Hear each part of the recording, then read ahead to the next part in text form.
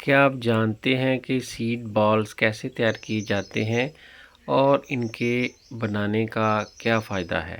बिस्मिल्लाहिर्रहमानिर्रहीम। अस्सलाम वालेकुम ख़वातीन व हज़रात। इस वीडियो में आपको सीड बॉल्स बनाने का तरीका और इसके फ़वाइद के बारे में कुछ इन्फॉर्मेशन देंगे।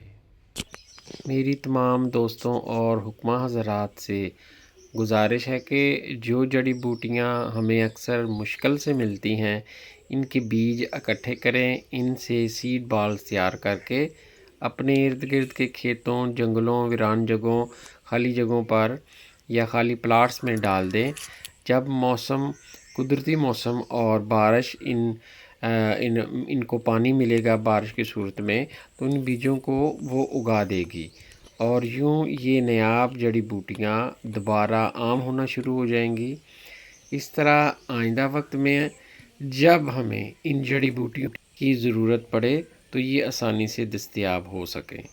ये सिर्फ़ हमारी सहूलत के लिए नहीं बल्कि आने वाली नस्लों के लिए एक ख़जाना और फितरत के तहफ़्फ़ुज़ का बेहतरीन तरीका है। आइए सब मिलकर ये बेड़ा उठाएं ताकि हिकमत के असल सरमाया यानी जड़ी बूटियाँ कभी ख़त्म ना हों।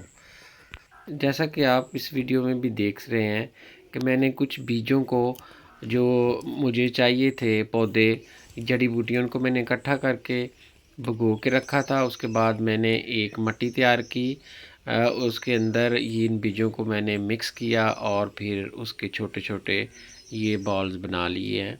तो इनको मैं अब मुनासिब जगह पर फेंक दूंगा और जैसे ही मौसम अच्छा होगा, बल्कि आजकल तो बारिशों का सीज़न है, यही मौसम इनके लिए बेहतरीन होता है। तो ये अपन जहाँ भी इसको फेंका जाएगा तो इंशाल्लाह ये अल्लाह के फजल से उग जाएंगे। जो जड़ी बूटियाँ या आपको पौधे चाहिए हैं उनके बीज आम आजकल ऑनलाइन भी मिल जाते हैं और सब्ज़ियों की ये जो मार्केट्स होती है, सब्ज़ मंडी, वहाँ भी दुकानें होती है, वहाँ से भी आपको मिल सकते हैं कुछ बीज। और ये पापड़ मंडी लाहौर में भी जड़ी बूटियों के जो आपने इस्तेमाल करनी होती हैं वो ले आएँ, उनके बीज निकाल लें और आप इसी तरह बॉल्स बनाएं और अपने इर्द गिर्द उनको फेंक दें। ये देखें जो हमने तैयार किए थे ये खुश्क हो चुके हैं, इस तरह की शेप में आ गए हैं। तो अब इनको हम फेंक देंगे तो इंशाल्लाह ये उग जाएंगे। दुआओं में याद रखिएगा। इंशाल्लाह मिलते हैं नेक्स्ट वीडियो में। अस्सलाम वालेकुम।